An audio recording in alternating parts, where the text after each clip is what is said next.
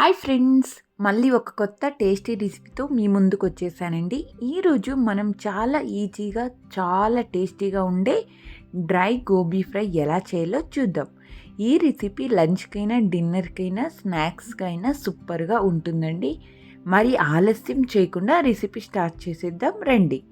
ఇప్పుడు ప్రాసెస్లోకి వెళ్ళిపోదామండి. ముందుగా ఒక మీడియం సైజ్ గోబీని తీసుకున్నాను. వీటిని చిన్న చిన్న ముక్కల్లాగా కట్ చేసుకున్నానండి. ఇక్కడ నేను చూపిస్తున్నట్లు ఇలా కట్ చేసుకోండి. ఇప్పుడు ఒక బౌల్లో వేడి నీళ్ళు తీసుకొని అందులో కొద్దిగా ఉప్పు పసుపు వేసి ఈ గోబీ ముక్కలను వేసి 5 నిమిషాలు నానబెట్టాలి. లేకుంటే మనం ఉడికించుకోవచ్చండి. ఒక 5 మినిట్స్ 10 మినిట్స్ అలాగా. 5 నిమిషాల తర్వాత గోబీ శుభ్రంగా కడిగి నీరు పూర్తిగా వడగట్టుకొని పక్కన పెట్టండి. ఇలా చేయడం వల్ల గోబీలో ఉన్న వాసన పురుగులు అన్నీ పోతాయండి. చిన్న చిన్న పురుగులు ఉంటాయి కదండి, అవన్నీ వెళ్ళిపోతాయి ఇలా చేస్తే. ఇప్పుడు వీటిని ఒక మిక్సింగ్ బౌల్లో తీసుకొని ముందుగా గోబీ ముక్కలు వేసుకోండి. ఇదంతా మనం అంతా కోటింగ్ అనేది వెళ్ళిపోయింది కదండి. ఇప్పుడు ఒక బౌల్లో అనేది తీసుకుందాం. అందులో ఉన్న పురుగులన్నీ పోయింటాయి. సో ఇప్పుడు ఇందులోకి మనం కావాల్సిన ఇంగ్రీడియంట్స్ చూసేద్దాం రండి. ఇప్పుడు ఇందులోకి 3 టేబుల్ స్పూన్ దాకా శనగపిండిని వేసుకుంటున్నానండి. శనగపిండి తర్వాత మనం ఇక్కడ 2 టేబుల్ స్పూన్ దాకా కార్న్ ఫ్లోర్, ఇక్కడ అల్లం వెల్లుల్లి పేస్ట్ ఒక పెద్ద టేబుల్ స్పూన్ అనేది వేసుకుంటున్నానండి. అలాగే మైదా కొద్దిగా 1 టేబుల్ స్పూన్ దాకా వేసుకొని కొద్దిగా నీళ్లు చెల్లి గోబీకి మసాలా బాగా కోటింగ్ అయ్యేలా కలుపుకోవాలండి. ఇప్పుడు దీనికి రుచికి సరిపడా ఉప్పుని కూడా యాడ్ చేసుకుంటున్నాను. ఇక్కడ నేను 1.5 టేబుల్ స్పూన్ దాకా కారాన్ని వేసుకుంటున్నానండి. మీకు స్పైసీగా కావాలంటే ఎక్కువ కారం కూడా యాడ్ చేసుకోవచ్చు. ఫుల్ అంతా మిక్స్ చేసుకున్న తర్వాత ఇప్పుడు స్టవ్ మీద కడాయి పెట్టి నూనె వేడి చేయండి. నూనె బాగా వేడయ్యాక గోబీ ముక్కలను ఒక్కొక్కటిగా వేసి మీడియం ఫ్లేమ్లో గోల్డెన్ కలర్ వచ్చేంత వరకు వేయించాలి.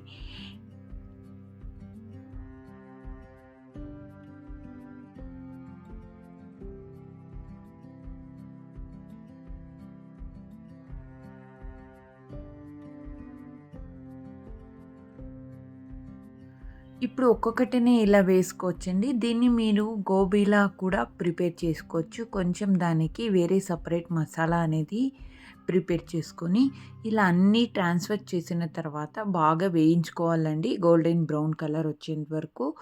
దీన్ని గోబీని ఒక పేపర్ మీదకి తీసుకుంటే ఆయిల్ అనేది అంతా పీల్చుకొని డ్రైగా అయిపోతుందండి ఈ గోబీ అనేది.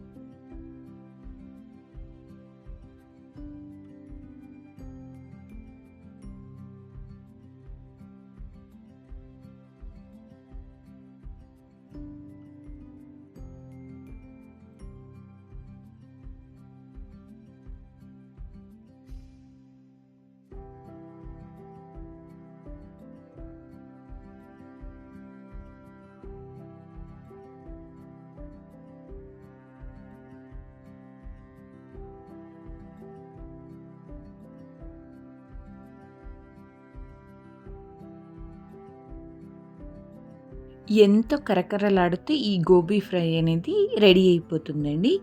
ఇది చపాతీ రోటీ రైస్తో అయినా సూపర్గా ఉంటుందండి. రసం పక్కన స్నాక్స్గా కూడా చాలా బాగుంటుంది.